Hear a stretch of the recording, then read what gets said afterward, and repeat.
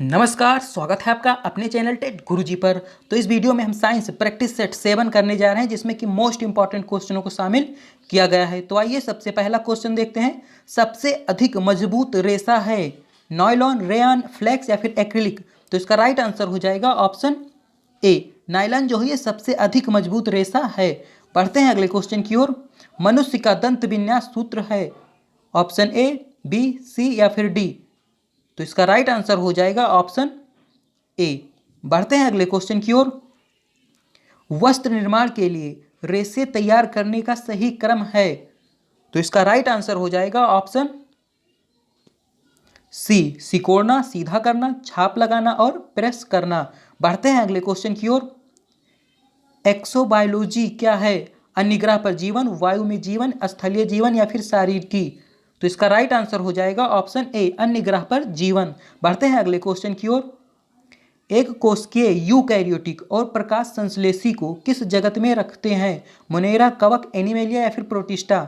तो इसका right answer हो जाएगा ऑप्शन डी, एक कोशिकीय यूकैरियोटिक और प्रकाश संश्लेषी को प्रोटिस्टा जगत में रखा जाता है।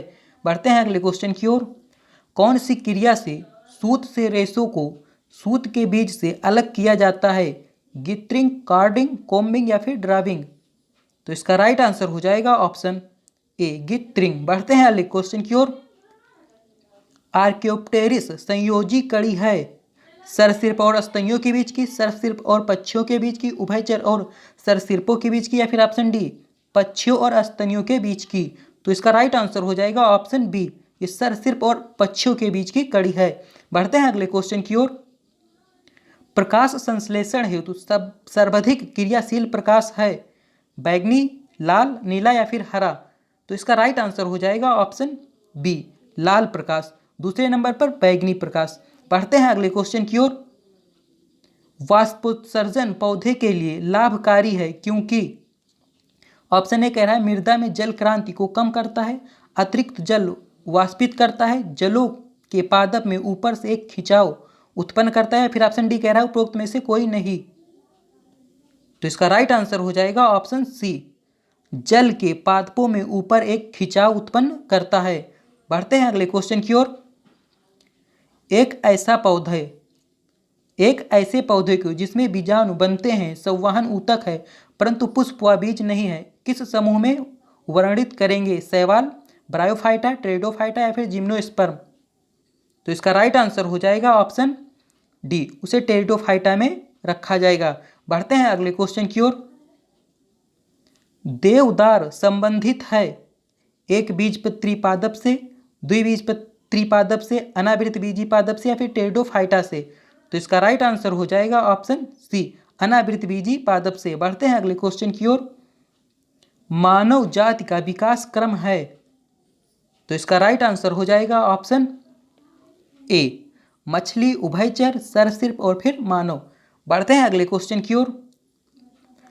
लाख उत्पन्न होता है केवल नर कीट द्वारा, केवल मादा कीट द्वारा, मादा कीट द्वारा अधिक और नर कीट द्वारा कम, या फिर नर कीट द्वारा अधिक और मादा कीट द्वारा कम? तो इसका राइट आंसर हो जाएगा ऑप्शन सी। बढ़ते हैं अगले क्वेश्चन की ओर। पसीने के साथ शरीर से ग्लूकोज का नुकसान होता है, नमक का नुकसान होता है? ऑप्शन सी कह रहा है केवल पानी का नुकसान होता है या फिर चर्बी निकल जाती है? तो इसका राइट आंसर हो जाएगा ऑप्शन बी, नमक का नुकसान होता है। बढ़ते हैं अगले क्वेश्चन की ओर। पौधे जो अपना खाद्य बना सकते हैं कहलाते हैं ऑटोट्रॉफ, हेटरोट्रॉफ, सेप्टोट्रॉफ या फिर पैरासाइट? तो इसका राइट आंसर हो जाएगा ऑप्शन ए, ऑटोट्रॉफ बोला जाता है। जो पौधे अपना खाद्य बना सकते हैं उसे ऑटोट्रॉफ बोला जाता है। बढ़ते हैं अगले क्वेश्चन की ओर। प्रकाश संश्लेषण में उत्पाद के रूप में मुक्त ऑक्सीजन का स्रोत है कार्बन डाइऑक्साइड, जल, ग्लूकोज या फिर क्लोरोफिल? तो इसका राइट आंसर हो जाएगा ऑप्शन बी, जल। बढ़ते हैं अगले क्वेश्चन की ओर। संक्रामक रोग हैजा होने का कारण है? तो इसका राइट आंसर हो जाएगा ऑप्शन डी, विब्रियो कॉलेरी। बढ़ते हैं अगले क्वेश्चन की ओर। एक औसत बुद्धि वाला बच्चा यदि भाषा को पढ़ने एवं समझने में कठिनाई प्रदर्शित करता है तो यह संकेत देता है कि बच्चे का लक्षण प्रदर्शित कर रहा है लेखन अक्षमता, गणितीय अक्षमता, गणितीय समन्वय अक्षमता या फिर पठन अक्षमता। तो इसका राइट आंसर हो जाएगा ऑप्शन डी, डिसलेक्सिया। बढ़ते हैं अगले क्वेश्चन की ओर। आशा 14 वर्ष की आयु में वह सब कार्य करती है जो अधिकतर 6-7 वर्ष के बच्चे करते हैं। आशा की यह अवस्था का कारण है मानसिक अवस्था, अपंगता, अनुवांशिकता या फिर कुपोषण। तो इसका राइट आंसर हो जाएगा ऑप्शन ए, मानसिक अक्षमता। अगला क्वेश्चन देखते हैं। पूर्व किशोरा अवस्था की उम्र है 12 से 14 वर्ष, 14 से 18 वर्ष, 13 से 17 वर्ष या फिर 18 से 21 वर्ष। तो इसका राइट आंसर हो जाएगा ऑप्शन सी, 13 से 17 वर्ष। बढ़ते हैं अगले क्वेश्चन की ओर। यहाँ पर मिलान करना है, तो इसका राइट आंसर हो जाएगा ऑप्शन बी। डायरिया का संबंध किससे है? पाचन तंत्र से। डायरिया का पाचन तंत्र से, स्कैरस का छोटी आंत से, क्षय रोग का जो है इसका संबंध फेफड़े से है और निमोनिया का संबंध किससे है? श्वसनांग से है। बढ़ते हैं अगले क्वेश्चन की ओर।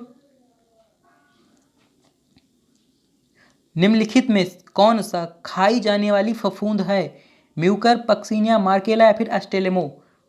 तो इसका राइट आंसर हो जाएगा ऑप्शन बी, मार्केला जो है ये खाई जाने वाली फफूंद है।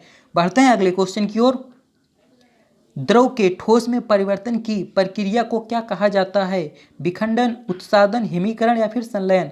द्रव के ठोस में परिवर्तन की प्रक्रिया को हिमीकरण कहा जाता है। तो इसका राइट आंसर हो जाएगा ऑप्शन सी। बढ़ते हैं अगले क्वेश्चन की ओर। निम्नलिखित में कौन सा सही सुमेलित नहीं है? सही सुमेलित नहीं है। नॉट जहाज की चाल की माप, नॉटिकल मील नौ संचालन में प्रयुक्त दूरी की इकाई, एंगस्ट्रॉम प्रकाश की तरंग दैर्ध्य, प्रकाश वर्ष समय मापन की इकाई। तो इसका राइट आंसर हो जाएगा ऑप्शन डी, प्रकाश वर्ष जो है दूरी मापने की इकाई है। बढ़ते हैं अगले क्वेश्चन की ओर। लिफ्ट में एक लड़के का आभासी भार उसके वास्तविक भार से अधिक होता है जब लिफ्ट जा रही है एक नियत वेग से नीचे की ओर, एक नियत वेग से ऊपर की ओर, एक नियत त्वरण से नीचे की ओर या फिर एक नियत त्वरण से ऊपर की ओर। तो इसका राइट आंसर हो जाएगा ऑप्शन डी, एक नियत त्वरण से ऊपर की ओर। तो इसका राइट आंसर हो जाएगा ऑप्शन डी। बढ़ते हैं अगले क्वेश्चन की ओर। पहाड़ से गिर रहे किसी पिंड में होती है गतिज और स्थितिज ऊर्जा, केवल गतिज ऊर्जा, केवल घर्षण ऊर्जा या फिर केवल स्थितिज ऊर्जा। तो इसका राइट आंसर हो जाएगा ऑप्शन ए, उसमें गतिज और स्थितिज दोनों ऊर्जा होती है। बढ़ते हैं अगले क्वेश्चन की ओर। अल्ट्रासाउंड की आवृत्ति होती है, तो इसका राइट आंसर हो जाएगा ऑप्शन डी, 2000 हर्ट्ज से अधिक। बढ़ते हैं अगले क्वेश्चन की ओर। सही कथन को पहचानिए। तो ऑप्शन ए कह रहा है अवतल दर्पण सीधा प्रतिबिंब भी बनाता है और उल्टा प्रतिबिंब भी। उत्तल दर्पण सदैव ही उल्टा प्रतिबिंब बनाता है। ऑप्शन सी कह रहा है उत्तल दर्पण सीधा प्रतिबिंब भी बनाता है और उल्टा प्रतिबिंब बनाता है। ऑप्शन डी कह रहा है उत्तल दर्पण सदैव ही सीधा प्रतिबिंब बनाता है। तो इसका राइट आंसर हो जाएगा ऑप्शन ए, अवतल दर्पण सीधा प्रतिबिंब भी बनाता है और उल्टा प्रतिबिंब भी बनाता है। अगला क्वेश्चन देखते हैं। जब प्रकाश एक माध्यम से दूसरे माध्यम में प्रवेश करता है तो अपने मार्ग से विचलित हो जाता है, इसे कहते हैं परावर्तन, विपवर्तन, अपवर्तन या फिर विचलन। तो इसका राइट आंसर हो जाएगा ऑप्शन बी, इसे अपवर्तन बोला जाता है। बढ़ते हैं अगले क्वेश्चन की ओर। ओजोन है ऑक्सीजन का एक यौगिक, ऑक्सीजन का अपर रूप, ऑक्सीजन का समावयव, फिर ऑक्सीजन का समस्थानिक। तो इसका राइट आंसर हो जाएगा ऑप्शन बी, ऑक्सीजन का अपरूप। बढ़ते हैं अगले क्वेश्चन की ओर। धान के खेतों से उत्पन्न होने वाली गैस जो कि भूमंडलीय तापक्रम में वृद्धि से संबंध है वह है क्लोरीन, मीथेन, कार्बन डाइऑक्साइड या फिर हाइड्रोजन सल्फाइड। तो इसका राइट आंसर हो जाएगा ऑप्शन बी, मीथेन। बढ़ते हैं अगले क्वेश्चन की ओर। जल के अस्थायी कठोरता के लिए कौन सा यौगिक उत्तरदायी है? तो इसका राइट आंसर हो जाएगा ऑप्शन ए, मैग्नीशियम बाइकार्बोनेट। जल की अस्थायी कठोरता के लिए मैग्नीशियम बाइकार्बोनेट उत्तरदायी है। बढ़ते हैं अगले क्वेश्चन की ओर। निम्नलिखित में कौन सी मात्रा और उसकी एसआई सही रूप से सुमेलित नहीं है? Frequency hertz, magnet flux tesla, pressure pascal, electric conduction siemens.